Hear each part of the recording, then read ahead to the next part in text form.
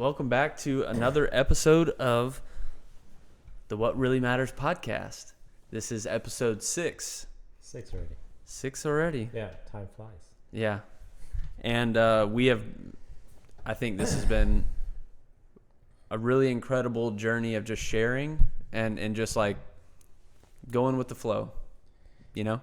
Yes. I think it's been divinely led. That's something that we've talked about. And have found a lot of joy in sharing. I'm a student here, so Yeah, me too. And I think we're just having fun here. You know, I don't see this as work. Otherwise, I wouldn't be doing this after having 2 hours of sleep. Right. But I mean, I actually look forward every Monday doing this. You know, it's fun. Yeah. And hopefully we're able to help some people out there. So I want to give a shout out to Allison Bermudez.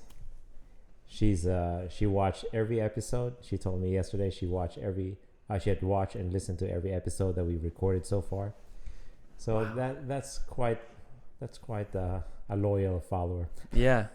Well, yeah, and I love that because it shows that, you know, either we're engaging or there's something worth listening to. Or they feel obliged to listen to us.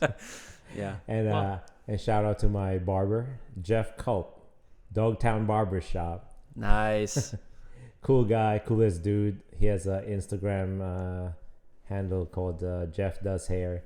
He listened to our first episode and he gave me some great feedback. And he did my hair this Saturday. Look, if you like it, check Jeff out. If you don't like it, if you don't like my hair, don't blame it on him. Yeah.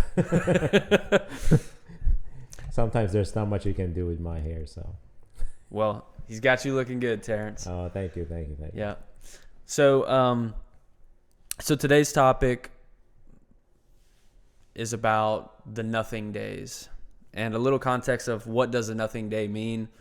A nothing day is the days in between the accomplishments that you remember or the memories that you have.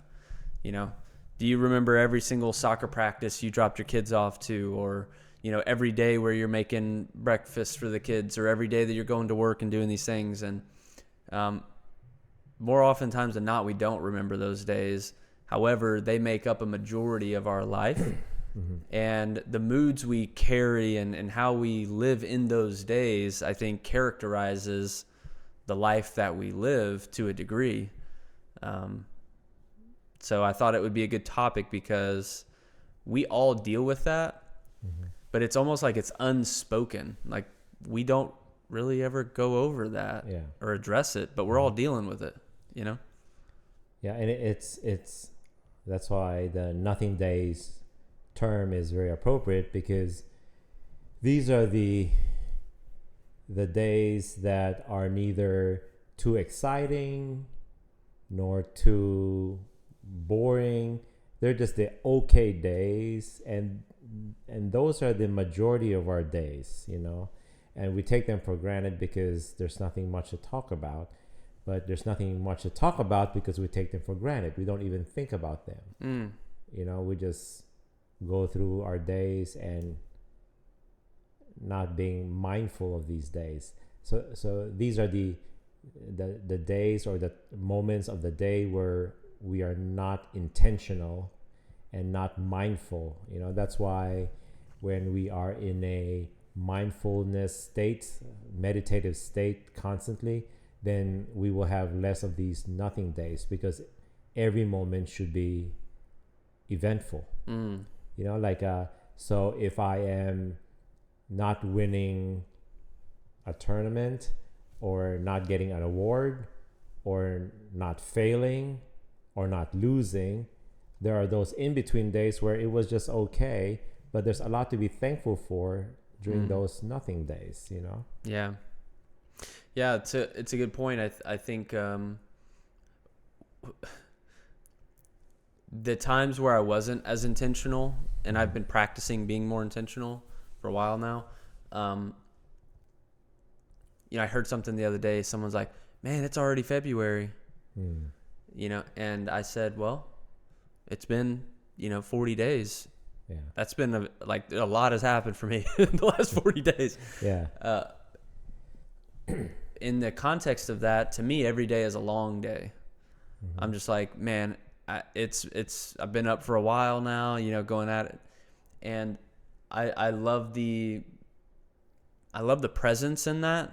But it also is difficult at times to be present when you're dealing with failure or you're dealing with a negative emotion or mood. Mm-hmm. Oftentimes our instinct maybe to turn away from that, and maybe distract ourselves, which can produce those nothing days very quickly. When we go into distraction, we lose the intention, Yeah. So you said something like, you're in essence saying time flies. People always say, "Oh, time flies. It's already February. The year just started. It was just Christmas. Now it's February." But I guess the reason why we oftentimes say that is because we live life as if we're sleepwalking. We live our life as if we're sleepwalking. We're walking, but we're asleep. Right? So we're not paying attention. And we just let the day go by and not being mindful of what's going on, not being grateful for what we're experiencing each moment. We just sleepwalk through the day. And day in, day out, you wake up, you go to work, you go home, you sleep, you wake up, you go to work, go home, you sleep, and you don't even pay attention to what's happening, and you don't express gratitude for what's happening. I guess gratitude equals mindfulness, because when you're mindful of what's going on, you tend to be grateful. And then we don't consciously receive each moment of our lives. We don't consciously receive it. We just passively absorb it. Like life is just passively happening to us. Yeah. We're not actively living our life. And actively living our life would entail being aware of every little thing that's happening, the good and the bad times. We are thankful for the good times. We are thankful for the lessons from the bad times. I mean, there's so much. Your mind could be really savoring each moment. Yeah. And if we don't do that, then we end up with all these nothing days, and then we wake up, it's already December again, and we say, "Oh, time flies." There's 24 hours in a day, 7 days in a week, 30 days in a month. Nothing's really changed. Right. It's the same amount of time. But the reason why we feel life is short, time flies, is because we're wasting them. We're wasting those time, minutes, seconds, moments. We're wasting them because we're not paying attention to them. We take it for granted. Yeah. What came up for me was there were moments in time, like I'll just give a small example where, let's say I had something on my schedule to do at like 2 p.m. And it's 11 a.m. and I don't have anything up until 2. So in the past I would maybe wait around and maybe not do anything. And then let's say that whoever I was meeting at 2, they say, "Hey, something came up. I can't meet." So from 11 to 2, I waited and I was anticipating and in essence building a nothing day because there's nothing really going on there. There's no intention. Well, when they canceled, now it's like I now have an even longer nothing day because I don't know what to do with my time. And that caused a lot of anxiety or breakdowns because it's like there's nothing going on. I wasn't pursuing anything. I was in essence just drifting. Fast forward to today, it's like if I have 5 minutes, give me 5 minutes. I can't wait because I have so many things I could do. Maybe if I have 20, 30, So my days are so full. I live a very full life now, and I love that. And I'm very grateful for that. And that keeps me, I'm not doing things by accident. I'm intentionally working to build whatever it is I'm building towards. And so I noticed that when I started to build an intention and I started paying attention really to my life and grounding those things in reality, because I found myself very distracted or maybe disconnected from reality to a degree, because I'm on the internet, you know. I'm looking at where I want to be rather than being where I am. Mm-hmm. And there's a great saying, no matter where you go, there you are. And I love that, because it's like, yeah, I couldn't get where I want to go without being here first. Yeah. And so I think that brings a lot of intention or presence to the nothing day, where we can begin to take those days and be grateful for them and say, thank you for this opportunity to drop my kid off here. Thank you for the opportunity to come to work today. Thank you for allowing me safe travels to be with my friends or family that, you know, I wouldn't otherwise be able to see, you know. But you may visit your family every weekend. Yeah. And so you make 50 trips every, year to your family. But just to say, I'm grateful for that. Yeah. Thank you, God, for allowing us to be here safely. Right. I think it adds a lot of flavor to life. Yeah. But those, I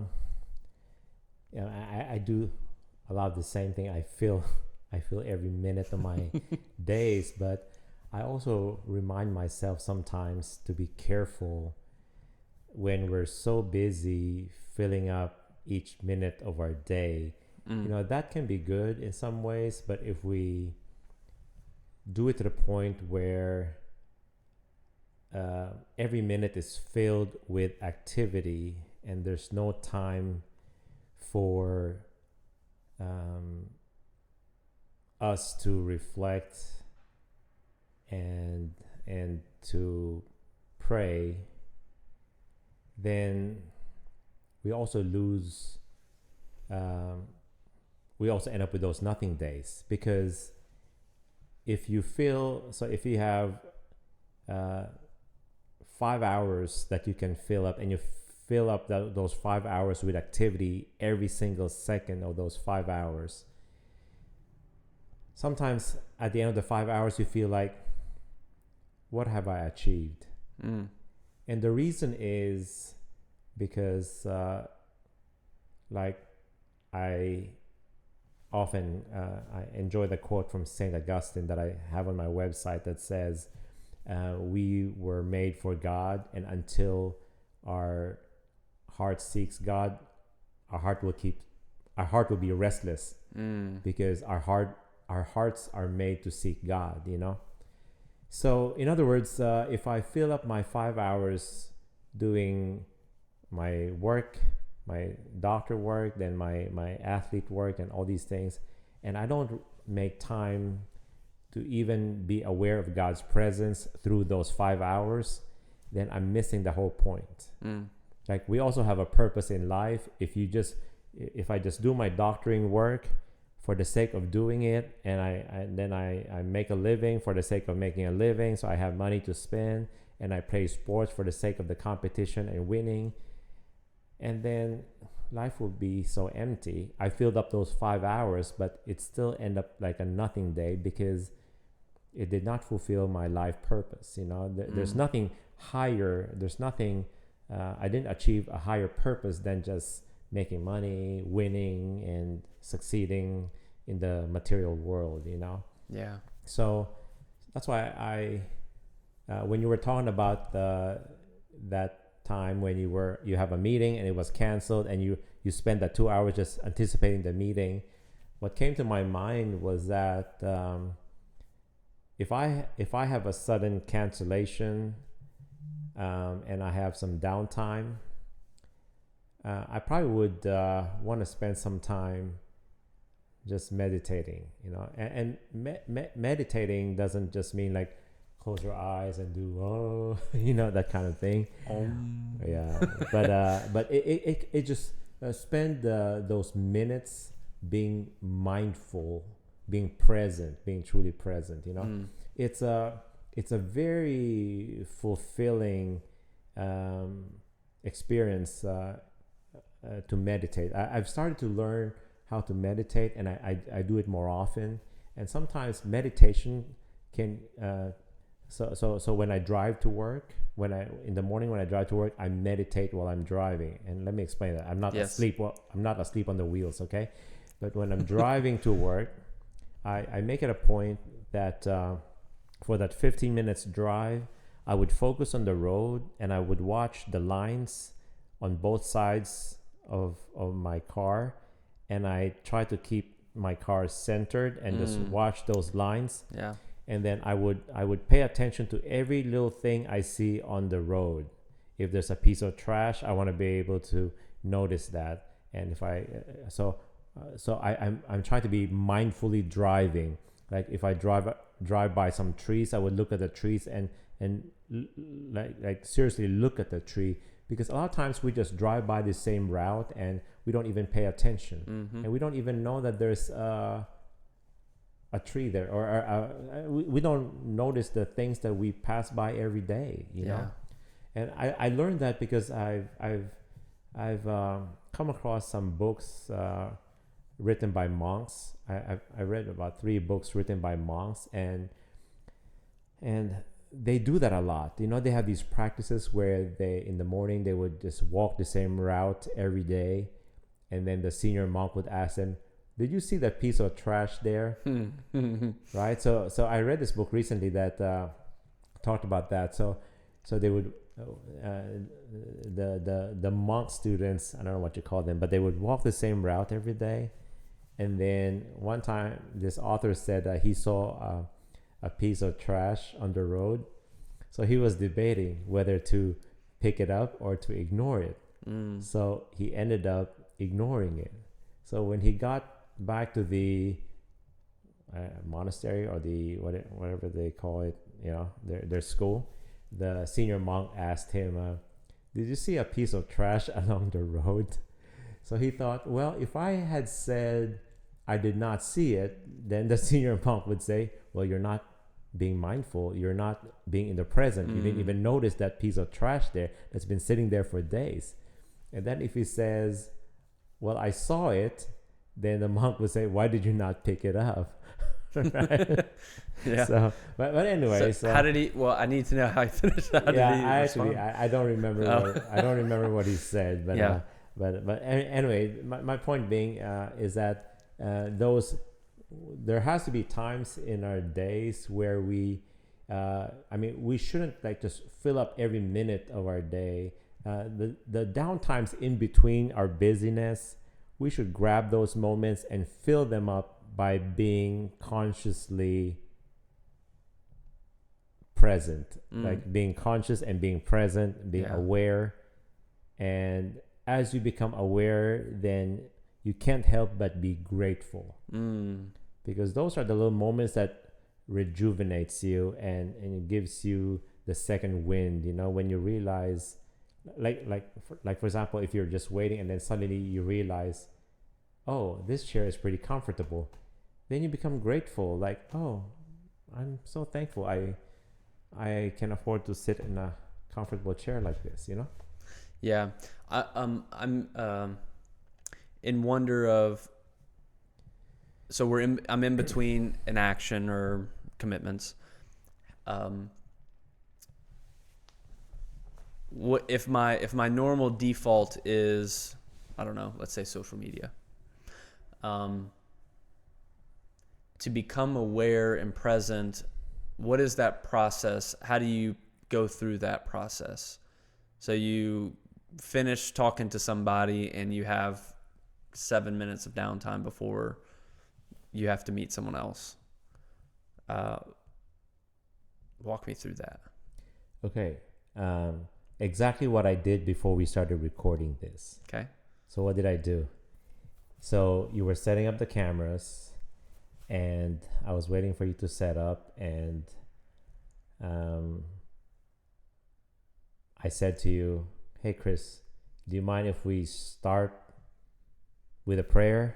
I mean, obviously we didn't record the prayer, but I said, let's just spend a few minutes for prayer before we start recording, right? that was my version of mindfulness.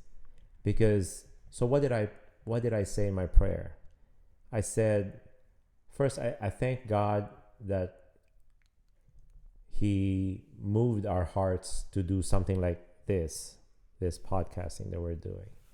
And then I said that I asked God to give us wisdom and to help remind us of our purpose of why we're doing this. Mm-hmm. So in essence, I was doing my mindfulness practice with you. Yeah. Because, okay, so we record this podcast every Monday. Yeah, we're having fun. We enjoy it. But we can easily lose sight of why we're doing this. Yes. Yeah, you record, it's easy. You record, you upload it. It's up there for people to listen to. And then you lose focus. Why are we doing this? Why are we spending time? I had 2 hours of sleep last night. Why are we doing this? Yeah. Just for fun? Right? Yeah. So unless you pause and think, and that's what I did before, because I wanted to make this podcasting really meaningful. I mean, and not a nothing day. Yeah. I don't want to just do a nothing podcast, like record for the sake of recording just so we can say we have an episode. I don't want to do that. It's a waste of time. So that's why I want to pause and remind myself and be mindful of why we're doing this. And that's why I told you, why don't we start with a prayer? Because prayer is, obviously we're communicating with God, and we're doing this to serve God, right? That this is the original intention. Correct. And still is the intention to serve God. And so that's why we need to speak to the person we're serving and ask him to remind us or let us know or give us the wisdom to do what he wants us to do. Yeah. So that's my real life example of what I'm talking to you about. I mean, that's what I do on a daily basis. So even like in the office when I see patients, sometimes you get caught up in the busyness of the day. I mean, I start at 7 o'clock. I don't get done till like 6 o'clock at night, and nonstop. We don't have lunch break. We don't have anything, but it's nonstop. I mean, we eat on the run. And but if I don't pause every few minutes to think, what am I doing this for? Then I'm just seeing patients. I'm just treating each patient as a number and just going through the numbers one after every 15 minutes, another number. Then you lose focus. Then you go home feeling, okay, I'm tired and I accomplished nothing. I didn't make a dent in this world, Yeah. So with that, what comes up for me is an interesting point that a lot of people, they do the opposite of what you're saying. Right? They go home, they watch TV, they're tired, they go to sleep, wake up, rinse and repeat. They do it over and over again. And not that that's wrong or bad. However, what I've noticed is when you're purpose driven, right? You have an intent behind what you're doing and a why. It drives you to take a completely different style of action. Yes. And changes your orientation completely with the things that you do. So, for example, we could do a nothing podcast where there is no purpose. We're just recording to record. We want to upload. But that's not why we're doing it. We have a different intention, which then shapes how we show up, where we could be sleeping, for example, with having no sleep or limited sleep. Yeah, because if you have no intention, you'll get tired of it. Yeah. So if you don't have an intention, when you're physically exhausted, you will say, let's just not record today. Let's just do it next week. Yeah. Right? Like somebody told me today, why don't you guys just skip a day? I said, no, I'm not going to skip a day, because if I skip a day, it's going to skip another day. And then this Monday we don't record, next Monday we don't record. No, I'm doing this because I made a commitment to do this, and I will do it.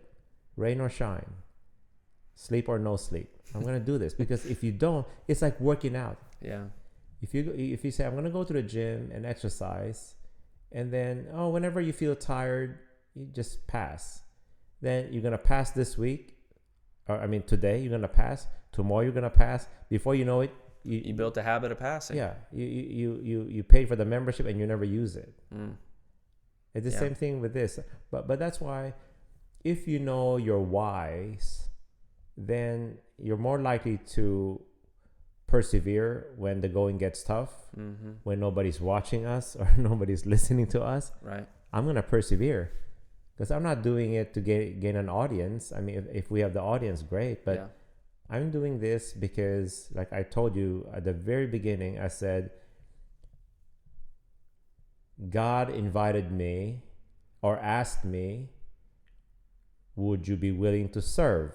And I said, yes, I will. I am willing to serve you, Lord. But I don't know how. I don't know what you want me to do. But like I told you, we talked Saturday night, right? Friday night. So I said, that's what I consider like a radical faith or thinking big, right? Those were the terms we were using, radical faith and thinking big. God asked me, are you willing to serve? I say yes. I don't know what the assignment's going to be, but I just said yes. Whatever God wants. I already said yes. Now it's up to God to give me the marching orders, what to do, where to go, and I'll go where you ask me to go, and I'll do what you ask me to do. Yes, sir. Right? Yep. Spirit led. So that's my way. I mean, I never imagined we were gonna do this podcast. I never imagined we were gonna have 6 episodes already. Never imagined doing that. Yeah. I never imagined I was gonna write 2 books already and writing my 3rd book. I had no idea I was gonna do that ever. But 13 years ago, is it 13 years ago? Yeah, 13 years ago, I said yes to God. Actually, it was June 16, 2012. June 16, 2012. So I wrote. Okay, this is tough. It's okay.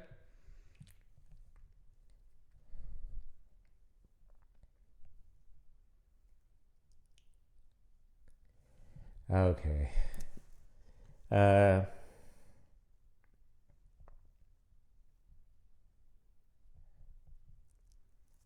Oh no. It's okay. Should not have brought that up. No, don't worry, man. Take your time. Spirit led, man. It's all good.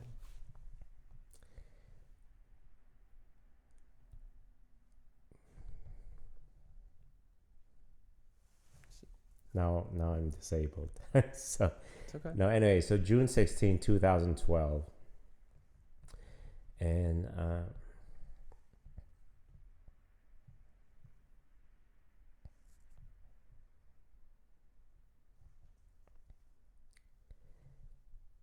I wrote this in my book, Divine Intervention. So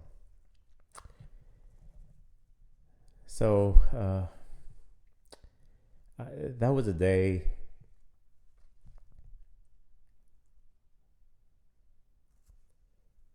This was unexpected. It's okay. Don't worry. So we were at the children's hospital at that time, and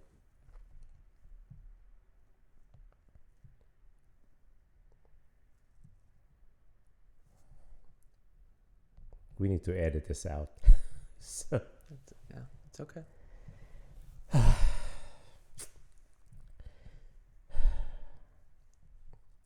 June 16, 2012, 5:50 p.m.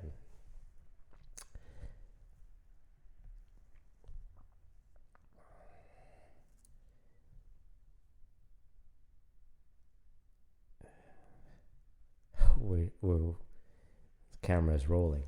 Anyway, so that was the time my daughter was at the hospital, very ill, and she was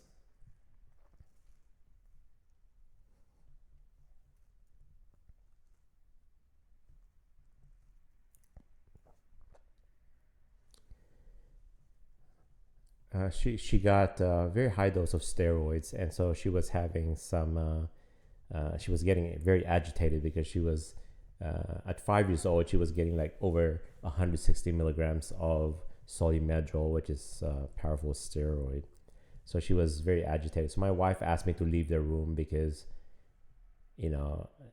when she sees me, she acts up even more because she's daddy's girl, and so she acts up even more. So my wife asked me to leave the room.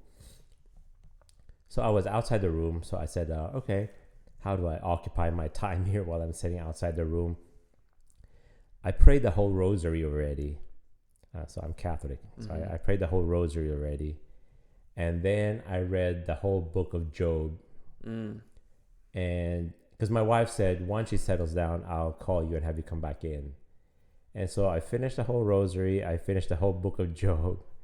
And I haven't been summoned in yet. So I said, okay, I'm just going to walk around the hospital. So I was just, I walked to the fourth floor of the hospital. They have a new wing of the hospital at that time. And there was a nice window. And I stood there and I was just looking outside the window, and they just, the Arkansas Children's Hospital, they just built this beautiful garden there with some huge flowers, like decorated stuff, like huge flowers. I was just looking out, and then suddenly, just out of the blues,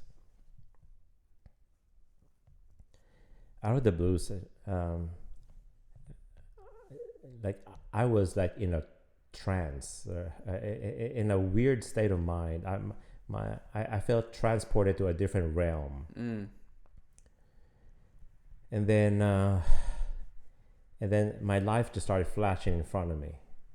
It was like a movie, it was like a frame by frame thing.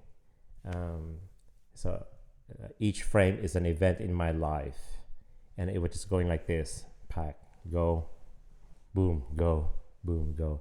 And each time the event of my life flashed in front of me, from childhood till that time, I would ask God for forgiveness for whatever sins I've committed or mistakes I've done or whatever. So it went on for several minutes, and literally I felt like I was dying, because like people say your whole life flashed before you.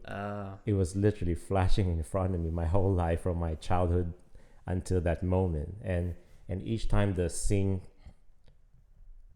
comes up, I would ask God for forgiveness. And then after that was all over, I felt so relieved. And I was having this very, very intense, intimate conversation with God during that whole time. And then I was actually telling God, I said, I hope my wife doesn't call me now, because if she summons me back to the room, then this conversation would end. But obviously God's in control, so God did not allow my wife to call me at that time. So the conversation kept going until I was fully satisfied, and it was so satisfying. The conversation was so satisfying, and I felt like a new person. That's why that June 16 of 2012 at 5:50 p.m. I call that as my born again day, my second birthday. Yeah. Because I felt like I was born again. I mean, I don't mean it in a religious way, but I felt like I literally was born again. I felt like I had a second life. My second life just began at that moment. So that was the moment where I've made that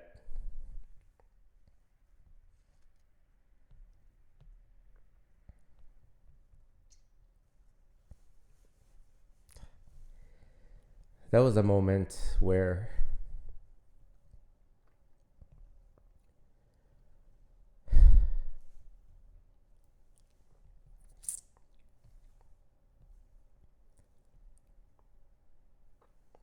I made the commitment to serve. And guess what? It's brought you to this moment here today. Yeah. In a celebration of that moment, by the way. That's why when people ask me, why do you do what you do? Are you crazy? Like that second book I wrote that 30 weeks nonstop, every weekend. So from Monday to Friday, I conceptualize what I'm gonna write, and then Friday night, Saturday, Sunday, I started writing, and it's just nonstop.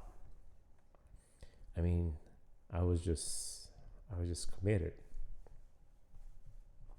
It's amazing. Yeah.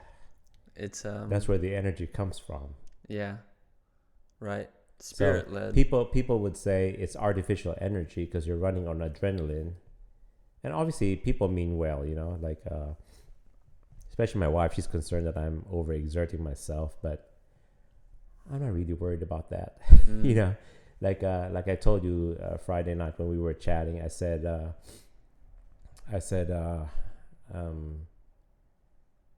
when we started our new practice, one of my younger partners came up to me and said, why do you always act like you're so sure we're gonna make it? And I told you my answer to him was, well, I ask God for guidance about every step that I take, and if God's the one telling me what to do, where to go, how to do it, how in the world can I fail? That's why I have this confidence that we're gonna succeed. Because I every step I take, every step I take, I ask God for directions. Sometimes we seemingly failed, but even those seeming failures were actually a stepping stone to the actual thing, the actual blessing. Like before we were able to build our current facility, we went through 5 rejections, but those 5 rejections were actually stepping stones. They taught me a lot of lessons, and redirected us to the right path, and prepared us to handle the big blessing. It's like if I tell you I'm about to give you $1 million, but you have no idea how to invest, you have no idea how the banking system works, you're just gonna lose that money. You're either gonna waste it or just lose it, or just lose it because you just spend it, or just leave it anywhere and lose it. So you need to go through preparations so that you know how to handle the $1 million blessing. It's like we went through so much seeming failures, but those are not failures. Those are God's direction and preparation. Yeah. So. Yeah. In my own ways, I've had moments in my life, many of them, where there were seeming failures. I was very unsure, didn't know what it meant.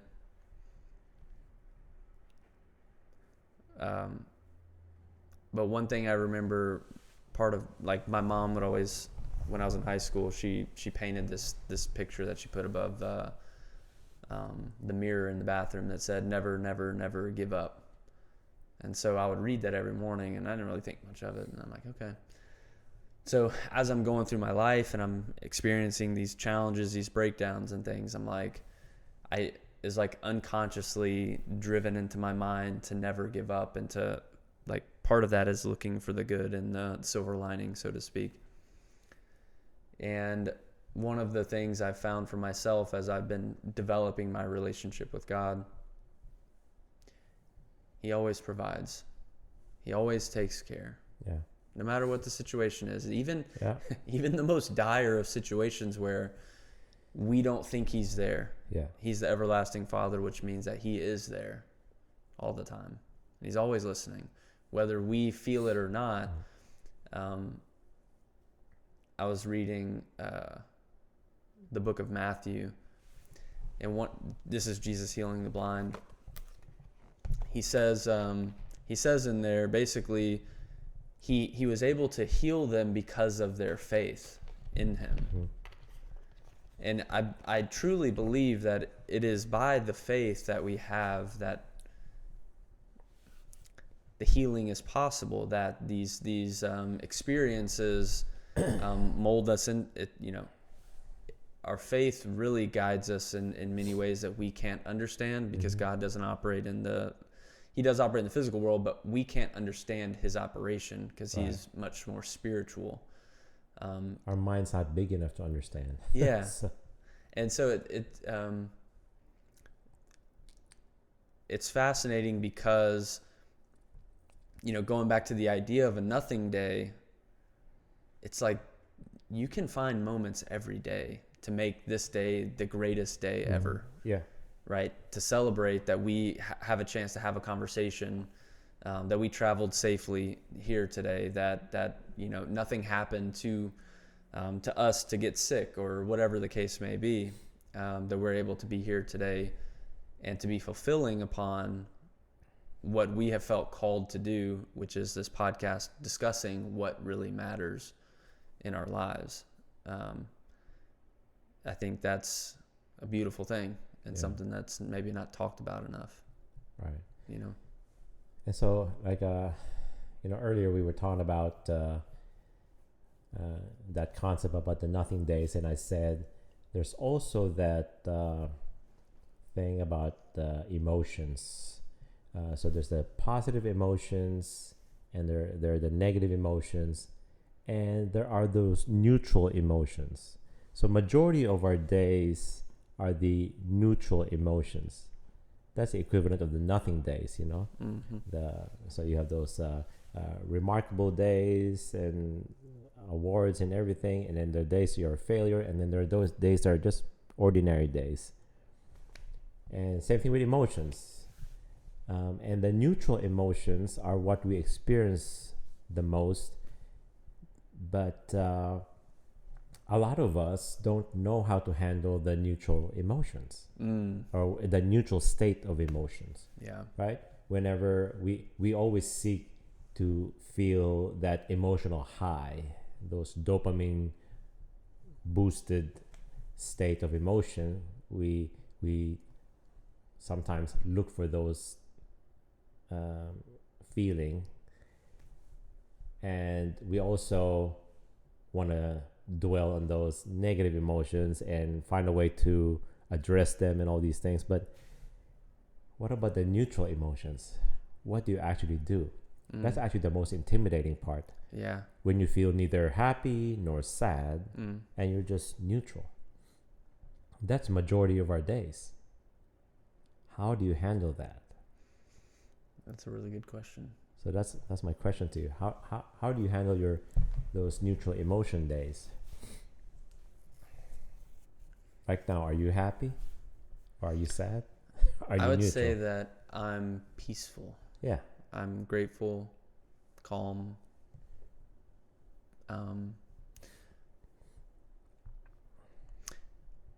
What comes up for me is like the capability to just sit with yourself. Like to just sit here and be. Not needing to be anywhere else. Like not that. needing to think any thought. Just present. I like that. Yeah. No, that's perfect. Yeah, because those neutral emotion days or moments are opportunities for us to just be. Yeah. Right? Mm-hmm. And that's why I reflected a lot about that. That's why in this book that I'm writing about practicing the habit of being happy, I define happiness. I define happiness as there's different kinds of happiness. I classified happiness into 3 stages, a 3 classification of happiness. And so one classification is the primitive happiness. That's when you see something nice, see something beautiful, and you're happy. You experience something great and you're happy. So those are dependent on feeding your 5 senses. The pleasurable moments. You eat ice cream. Oh, this is great. So that's primitive happiness. and then you have the um, what do you call that? Transactional happiness. You're nice to me today, I'm happy. You're not nice to me tomorrow, I'm unhappy. And then the real happiness, and the happiness that I am seeking for and that I'm pursuing or trying to attain, is the transcendental happiness, where I don't have to have nice things and I'm happy. I don't have to have I can be by myself and I'm happy. You are not nice to me and I'm still happy. You don't do anything for me, I'm still happy. I'm at peace. I'm just happy. I'm just content. Yeah. That's the happiness that I seek. And you're right. In the neutral emotion state, you can actually be profoundly happy in that neutral emotion state, right? It's almost like you have the ability to choose how to be in that neutral state. Yeah. I equate that to presence. You're right. I mean, that was perfect. Just that neutral emotion state is just, I mean, you can be in that neutral state and feel, oh, this is so boring. I need to seek more excitement, or you can just say, oh, this is great. I'm in this neutral state of emotion. I'm just content, happy. I'm just here in the present, living the present moment, enjoying, savoring the moment, Like right now, I mean, I can say I'm neither happy nor sad. I'm in that neutral state. I feel very calm. I mean, well, I'm calm also because I haven't slept, so I don't have energy. I don't have the energy to be too excited. but it's if we were playing pickleball, you'd find that. Well, I have to step it up. I have to step it up. Yeah. But it's good. The neutral state of emotion can be pretty satisfying. Yeah. One of the things that I've found a lot of joy and found a way to re-presence that neutral state is connecting to nature. And I'm talking something as simple as watching a bird. Yeah. Or watching a squirrel. Just be a squirrel, just watching it. And just being like, isn't that so cool that I get to witness this squirrel or this bird? Yeah, no, absolutely. And it's just like fascinating to me that there are other creatures on this earth that are, they're at work. They're responding to stimuli. They know they need to eat. Yeah. They know they need shelter. And, it's just like, it's so interesting to watch how everything is working in the way it's been divinely orchestrated. Yeah, but you achieve that state of, you achieve that state of contentment and peace and happiness because of gratitude. If you look at that bird and just see in that bird just a bird, you won't experience the satisfaction, the contentment, the happiness, the joy, right? The reason why you find joy and peace in watching that bird is because you are grateful for what the bird represents, right? Yeah. Yes. So you can be alone up high in the mountain looking out the beautiful view there. You can either feel lonely because you're alone on top of the mountain, or you can be so grateful for God's creation and admire the beauty of God's creation and the gift that you're allowed to experience this. So if you're grateful, then you're happy, right? Yeah. But if you're just up there in the mountain looking out and saying, oh, mountains, trees, and I'm by myself, then you're not gonna be happy. So two people up in the mountain can have two different experiences, right? But it's the person who's grateful, who have a sense of gratitude or having a thankful mindset, that would be happy in that experience or experience happiness, and the other one can experience loneliness. Yeah, in reflection of that for myself, what I realize is I've had moments of extreme dissatisfaction or maybe anger or, negative emotions. And in a way, because I know those emotions, I know what it's like to be grateful. Like I realize in a moment that, ooh, this is a good moment to cherish and to enjoy and to be present in, because I know what it's like to be on the other end where it wasn't enjoyable. It was, the worst emotions I could have felt. But because I have felt them before, I now know what gratitude looks like and feels like, and I can develop that relationship because I hold the distinction between those emotions. Meaning, if I just had happiness all the time, I would not think anything other than just being happy all the time because that's all I know. Yeah. But when I have it's like you have no light without dark, up without down. Experiencing the downs help you appreciate the good times. My analogy to that is if you watch a basketball game, and so you watch Terence and Twaco, number 7, and every time I touch the ball and I throw the ball, it goes into the hoop. Mm-hmm. So 100 times during the game, I touch the ball, I just throw it. I can throw it different ways. Yeah. It just goes into the hoop. Yeah. And I win all the time. You won't watch the game anymore. Nope. Because you know I'm going to win anyway. Yep. Right? So the beauty of watching a basketball game is the competition and the possibility that somebody's going to, that your guy is going to lose. Yep. Right? If your guy is always going to win, there's no point to watch. Yeah. Right? Same thing with life. If all you have is happiness, then there's nothing special about that happiness thing because you're always happy. Yeah. Right? Mm-hmm. So that's it. That's good. I like like an analogy of what you just said. If you don't have contrast there, or you don't have the possibility of not being happy, then the happiness doesn't mean as much. Yeah, and that. So I'm working on feeling my emotions.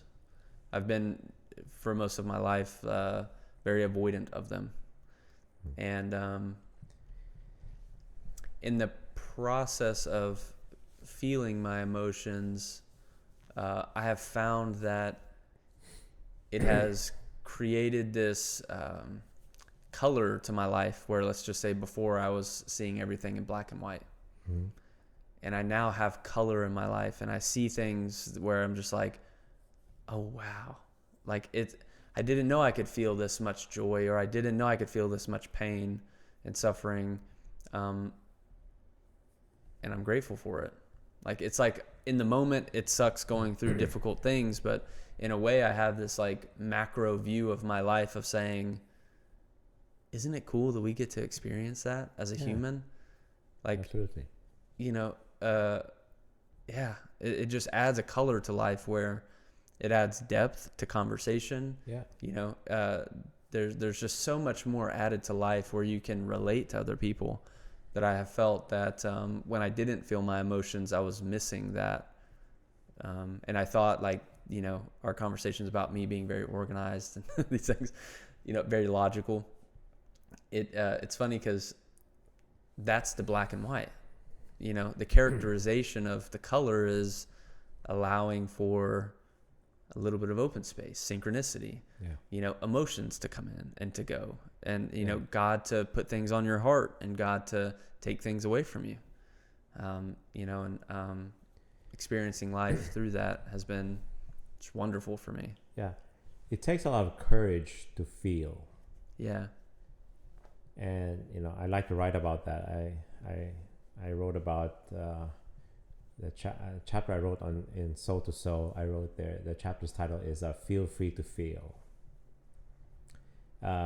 It's because a lot of people are afraid to feel because they're afraid to get hurt, or they're afraid to get disappointed, right? So I think it was Shakespeare who said it's better to have loved and lost than to have never loved at all, right? So if you're afraid to love because you're afraid to lose someone, then you will never experience the joy of loving, right? It's better to have the high from loving and then the low from losing someone. But those extreme of emotions are actually, like you said, adds depth to your character and adds color to your life, you know? And this is more problems. This is a problem more for men than women. You know, men are afraid to express emotions because it makes them feel less macho. But in the process, a lot of men actually suffer from loneliness more than women, I think. And I this is so from an objective standpoint, dealing with patients. You know, female patients, when they're nervous or they're concerned, they'll just say it. You know, the male patients tend to hold it in, and then when you're about to sedate them for a procedure, then that all comes out. Just go crazy. Yeah, you know, because they hold it in, and they're even afraid to express it to anyone. Yeah, for fear of being labeled as being weak. Yeah. Right? Or sometimes there are people who are afraid to say thank you. There are people who are afraid to say I'm sorry because it makes them vulnerable and makes them seem weak. But it's the people who have courage are the ones who dare say thank you and dare say I'm sorry. Right? Yeah. And so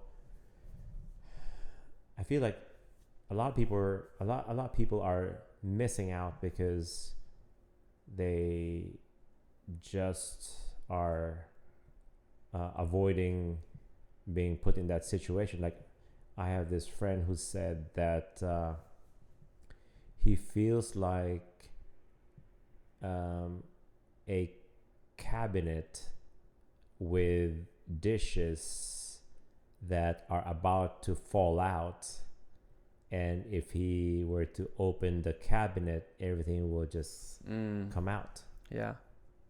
I mean, I felt really sad when I heard that. He said he doesn't want to open the cabinet because everything will just fall out. Isn't that so sad? You keep that cabinet closed.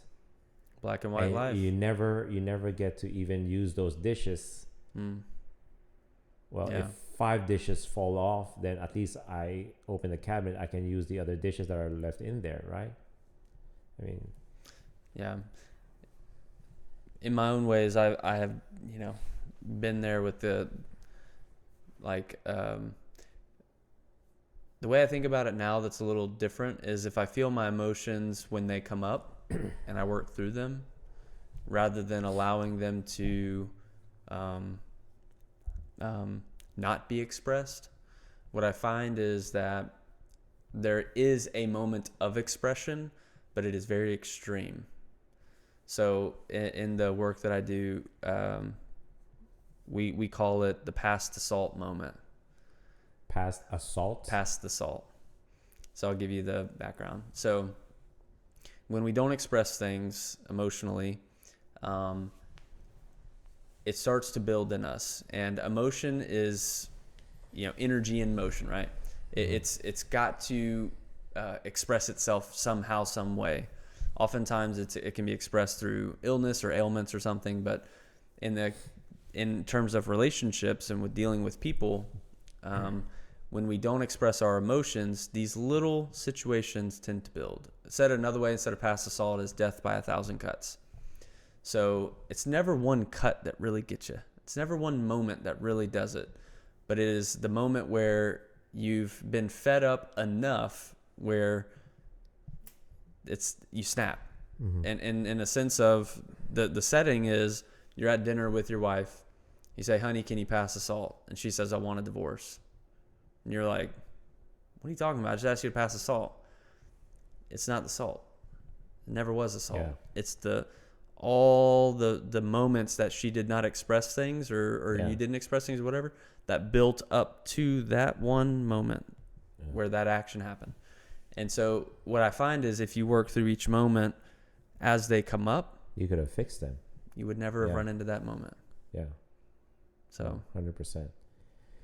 Yeah, and I mean, another insight I have is, so I have this friend who just recently passed away, and you know, and I share this with a lot of people, and I say, you know, a lot of us men, when we hang out, all we do is talk about nonsense, you know, piss each other off, just jokes, Yep. make fun of things, make banter. fun of each other, Yeah. and just like meaningless stuff. But you know, you call it having fun. Mm-hmm. The hanging out with the boys is just having fun, getting drunk or whatever, just doing nothingness. And so this friend of mine is he's about my age. We've known each other over 40 years, but we've had a lot of memories together growing up, but the memories are just that. Just the banter. Shooting stuff, just I can't say Getting into terrorizing the neighborhood is what my parents called it. just having fun, just monkeying around or whatever, just meaningless stuff. And throughout those 40 plus years, I recall 2 moments where we had something meaningful that we talked about. Yeah. In fact, the last conversation we had before he died was the second meaningful conversation we've had in 45 years. Wow. And so you look back and you think, what a waste. I mean, you can say, oh, we had fun. But those fleeting fun, those joking around and just teasing and all these badgering, I mean, we could have used those moments to do something or talk about something more meaningful, Yeah. It's a waste. And now he's gone. There's no more opportunity for that. Right? So that last conversation we had, he initiated it. He never expressed any emotions, but that was the first time he initiated a conversation like that. So we talked about his daughter, his concerns about his daughter, different things, just real life stuff. I mean, those are the few times. So, but these are, that's why that experience taught me to even be more aggressive in encouraging people that I interact with, we can joke every now and then, like when we play pickleball, we just mess around, we have fun, but then we also spend time and talk about some important stuff. Talk about things that really matters, right? So that you have something to, so that you also help each other grow, you help encourage each other. There's a lot of things other than joking around. Joking around is just entertaining each other. I can just watch TV and watch some comedy and watch people make me laugh. But it's there's a lot of opportunities in friendships to edify each other. Iron sharpens iron. We're here to help each other become better people. Or whatever. Yeah. So that's why my message to the people listening to us is dare to feel and dare to show your emotions. Yeah. Because what benefit is it to keep it inside? Who benefits from that? Right? So if I'm appreciative of you and I don't say it to you, what good does it do? Right? Yeah. So I'm thankful for everything you've done for me, and I really value your friendship, and I enjoy the time we spend together, but I never say anything to you. What good does it do keeping it inside? And then what good does it do to say it in the eulogy? Right. Exactly. You know, people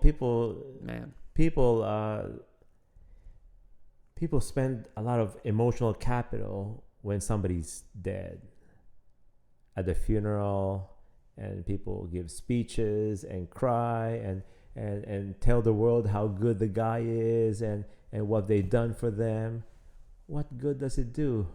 The person you're talking about is dead. They can't hear you, right? Yeah.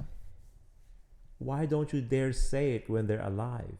And then the thing, like this experience with my friend, you never know when somebody's gonna be gone forever, right? Yeah. So while you have them, express it.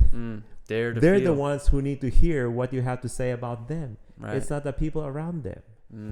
Even if you tell the whole world how awesome I am, if I never tell you, if you never tell me, what good does it do? yeah. So all the people already know how awesome I am. Oh, that's a joke. You are pretty awesome. That's a joke. But I think that you have a really good point, is that we don't know when people's last moment is. Why not speak to them how you really feel and be authentic? Whether it's good or bad, it's the expression that matters. Yeah. Because what I've noticed for myself is the more that I don't express those things, the more that it builds up in me internally. Yeah. And it produces breakdowns for me. I mentioned earlier, like ailments. To me, I think of energetic thought patterns that are kept in our brain and not spoken. They manifest themselves because that energy has to come out somehow, some way. Yeah. And when we speak to other people and not directly to the source, like if I was to speak to everybody but you, yeah, there may be some like energetic weight lifted, but it's nothing like speaking directly to you. Yeah. If I was to share with you, Terrence, I'm a little upset with you right now. I love you, but I'm just like, right now I'm a little mad. Give me a minute. Being able to speak that instead of, hey, Josephine, listen, Terrence was being a real meanie yesterday. I can't stand him right now. You know, blah, blah, blah. But don't tell him. Don't tell him I said that. Yeah, that's gossiping. Right. So when I come directly to Terrence and speak that, it has a complete different mental weight that would be lifted. Yeah. Versus telling Josephine, because there's still the anxiety of, what if Terrence finds out I told Josephine? Yeah. Yeah, but to nuance that a little bit, so if I was to tell you how upset I am at you, it should be with a loving intent, right? Yeah. Because the presentation means a lot. If I'm gonna call you and say, "Hey, Kris, you're such a loser, and you did this, and I was just attacking you," that's very unproductive. Even in the Bible, it says when we correct someone, we have to correct someone lovingly. I mean, it's sometimes if I'm upset, it's not about correcting you, but it's just expressing to you in a very sincere way, in a way. So I'm expressing my being that I'm upset at you in a way to show that, hey, I really want to repair this relationship, right? Yep. If you approach somebody with that intent that you wanna, I'm like, Kris, I'm telling you this because I don't want us to end up being enemies. You know, I want us to remain as close as we are. That's why I'm trying to fix this. You know, if you say it in that manner with that intent, then it will come out more productive, right? So expressing shouldn't be just for the sake of expressing it. Right. It's not about venting your anger at someone, you know. Same thing, like some people, when they're angry, they start punching the wall and breaking things. Those are counterproductive. That actually makes you even more angrier. Even more anger. That's superfluous. Yeah, the presentation. Yeah, the presentation means a lot. And when I was first learning how to express my emotions, my presentation wasn't that great. Yeah. And I've learned that, to your point, like, you can't just go and speak that to people. It to me, I have to work through that to the point where if I am upset with somebody, I can express it, but I'm not going to yell at them. You know, it's love thy neighbor as thyself. Yeah.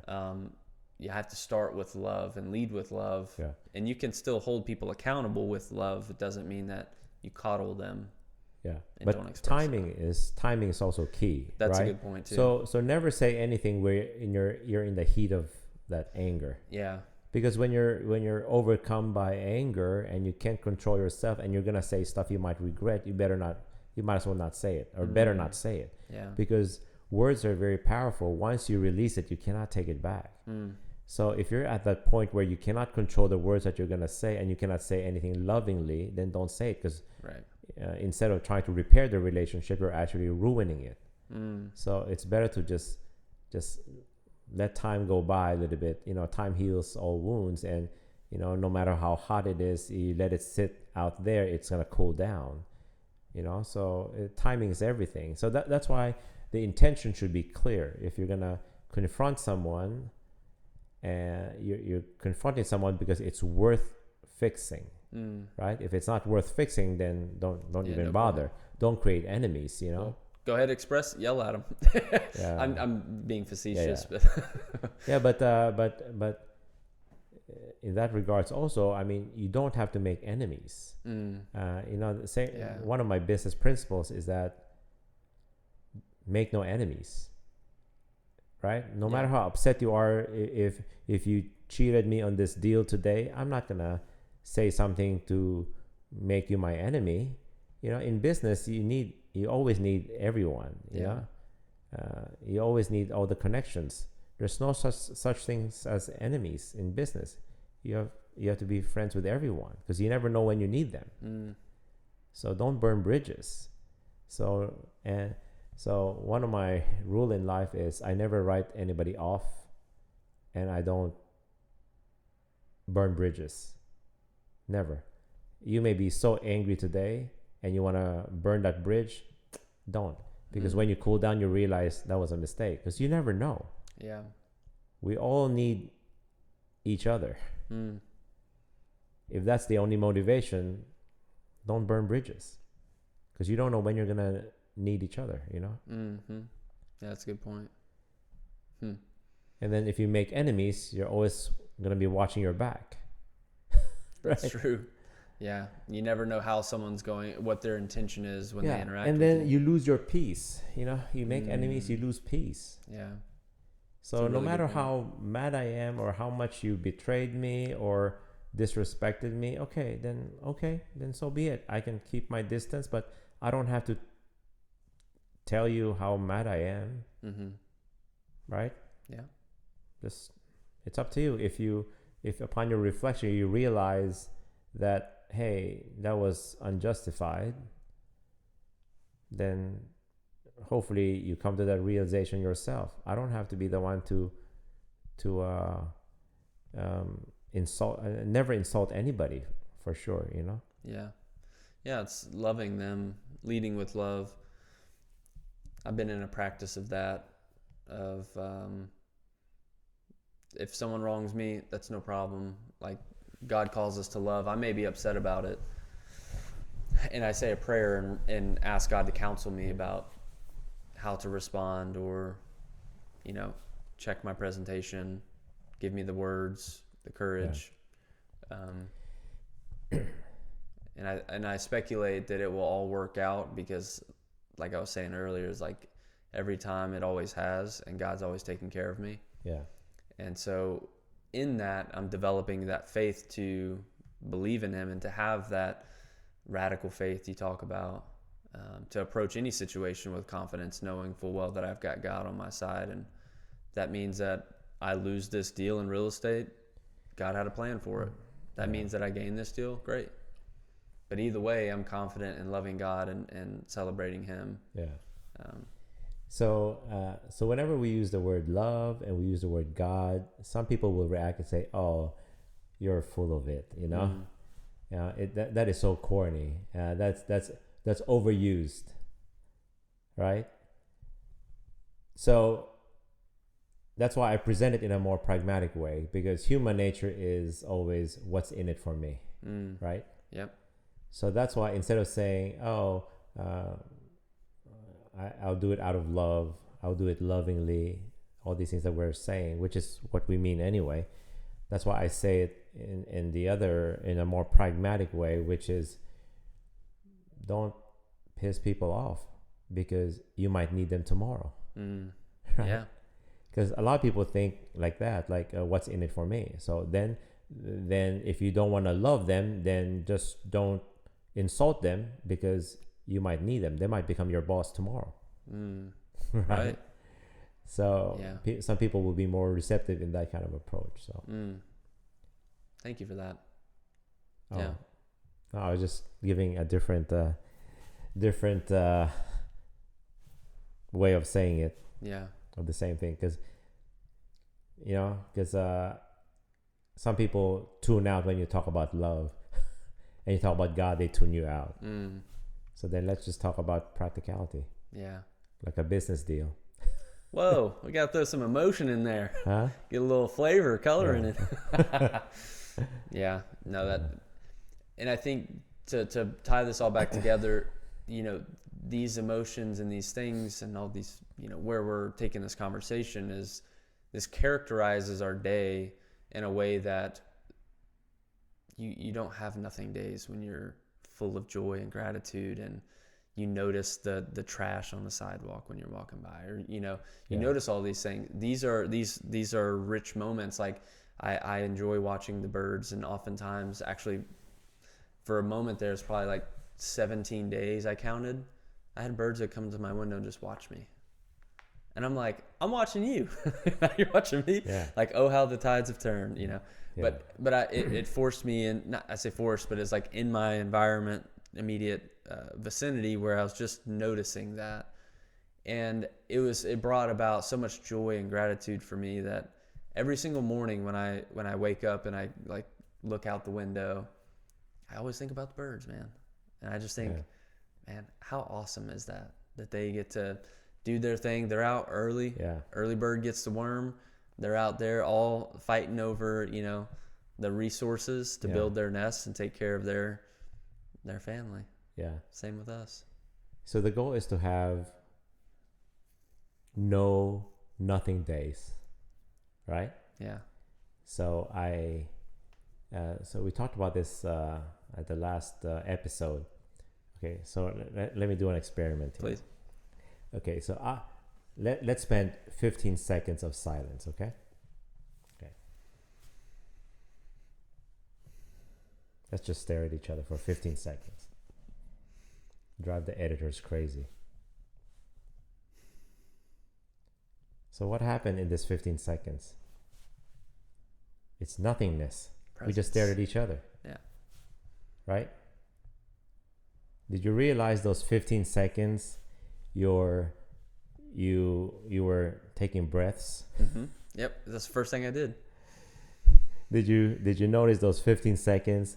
Did you even realize or thought for a second that your heart was pumping blood and circulating around you? Did you even realize that your ears could still hear and your eyes could still see? So those 15 seconds, we stared at each other, but it's not nothingness. If you really are present and aware, and you live in a conscious, mindful state, those 15 seconds of silence that we just did is not nothingness. It's a moment for us to realize, okay, my blood is circulating. I have these red blood cells carrying oxygen going to my brain. That's why I can still sit up like this and I can still breathe. My brain is working. My heart's still pumping. I'm still alive. I'm still able to breathe. I can feel, If you have none of those that I just mentioned, you will be falling off your chair, slumped on the ground, right, lifeless. So those 15 seconds that we would have otherwise before this session, call it nothingness. Those 15 seconds would have been the 15 most miraculous, blessed 15 seconds of your life if Absolutely. you recognize it. Right. If you didn't recognize it, then You missed. time flies. 15 seconds just went by. Mm-hmm. Right? Yeah. Time flies. We say the expression that time flies, time goes by so fast. We feel a sense of, it's wasted, it's gone. But if you value and savor those 15 seconds, you would have said, wow, I had 15 seconds where I experienced true miracle. The miracle of the blood, those tiny microscopic cells circulating and allowing me to stay upright and breathe and be alive. Right? Yeah. It's a whole different perspective, right? So I guess the message is, if we quit living as if we're sleepwalking and we live mindfully and consciously and be ever present every moment, then nothing is wasted, time doesn't fly, and you will have so much appreciation and joy in the every second that you're living. Yeah. Like when you said the 15 seconds, I immediately went to my breath. And what I found is going to the breath is the quickest way to be present. Yeah. And the it's not bad or wrong if you have a nothing day, and if you experience them. I think we all have to some degree or another. But it's the journey of understanding what really matters in our lives that is worth not having a nothing day. And to have that thinking where I'm not just working for the sake of work. I have a much larger story that's at play here. And this podcast, there's a much larger story at play. We're not just showing up to talk and then we leave. There's much more going on, and that's what characterizes, that adds the flavor or the color to what we say and the authenticity that we bring. I think it's such a great topic to bring up so that we can understand the value of what we truly have. Yeah. Before it's too late, to your point about your friend, So my words of encouragement would be that if you have someone that you've been thinking about, wanting to reach out to, do it. Share with them how you feel. Maybe check the presentation. Yeah. So, want to do that cordially, but also it's important to share and be with other people and express your emotions, because if you don't and life moves on, meaning they may no longer be present or here, you may have to live with that regret for the rest of your life. Yeah. And that could be challenging. Let me do some math, okay? Okay. We're gonna wrap up, but I just want to do some math. Okay, so there are 24 hours in a day, right? Mm-hmm. So each hour there's 60 minutes, right? Mm-hmm.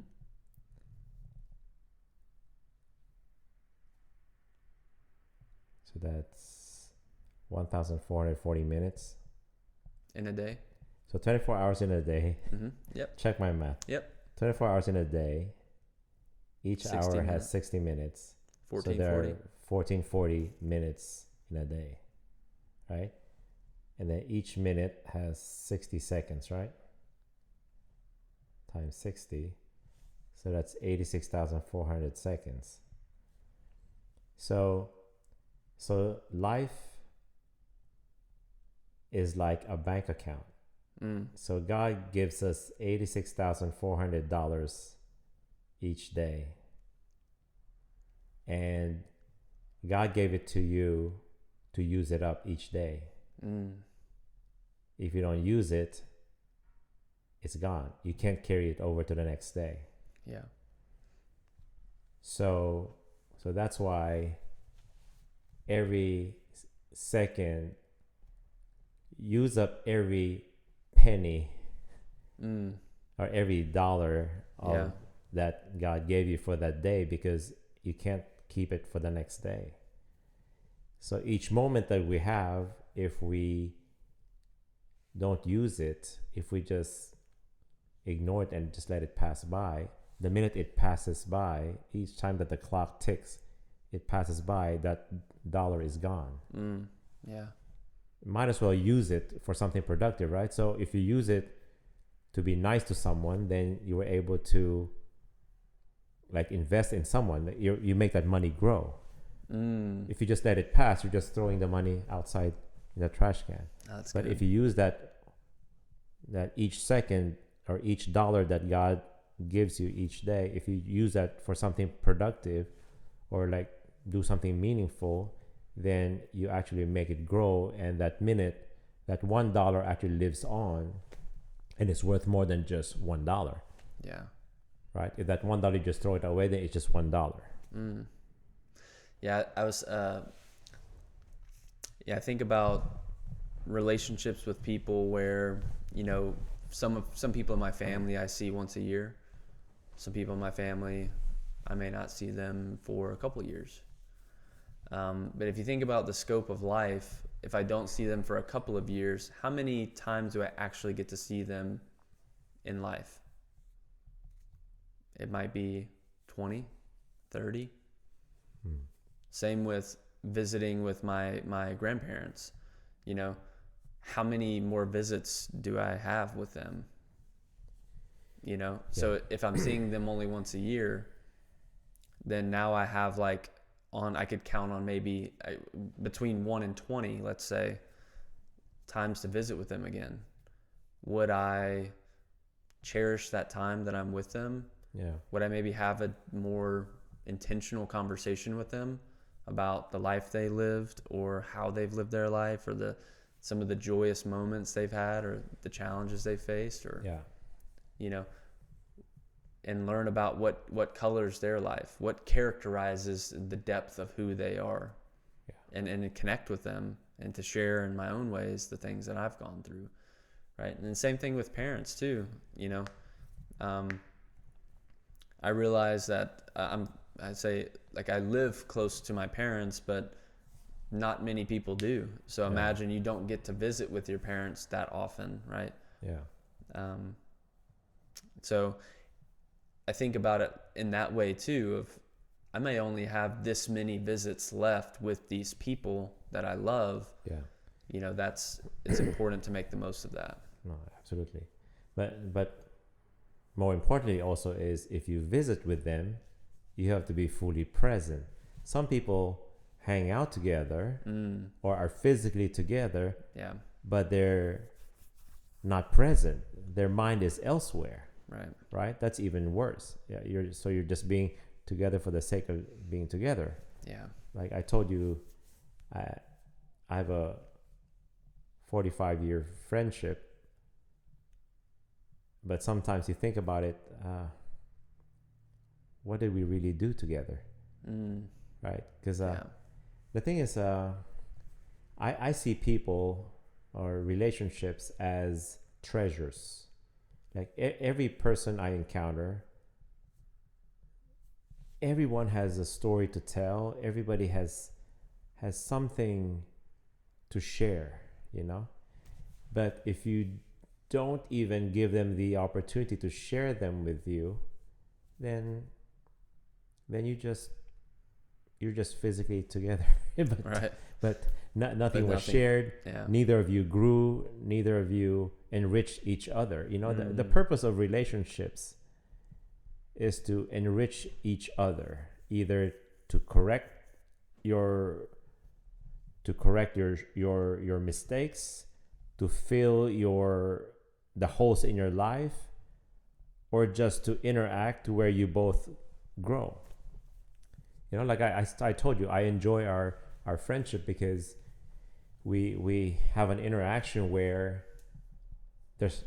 you don't need anything from me, I don't need anything from you. I mean, really, we're not here to need something from each other. But somehow the fun part about this is we interact and we're actually enjoying growing together, challenging each other, pushing each other, correcting each other, without, there's no transaction going on here. It's just a mutually sharing wisdom or insights for whatever it's worth, so that's how it's supposed to be. I agree. So it's a blessing. So I'm telling you right now, I am blessed to know you as a friend. Blessed to know you as too, a man. friend. Appreciate you. Yeah, we're sucking up to each other. Well, I think it's a good place to end the episode. Yeah. Thank you guys so much for tuning in. I thought this was a super powerful episode. Yeah. I mean, the nothing day is no more. So how powerful it will be, it's up to God to make it powerful for whoever's listening. It's not for us to tell. Right. We've done our best. Yep. And did I mean, we spoke from the heart. We started this not knowing what we're going to talk about. I wasn't even sure we would have enough material to talk about for an hour and a half. Yeah. And we made an hour and a half. Yeah. So, hey, that's the beautiful thing. Thank you guys. Don't forget to like, subscribe, and share with your friends. Take care, guys. Bye.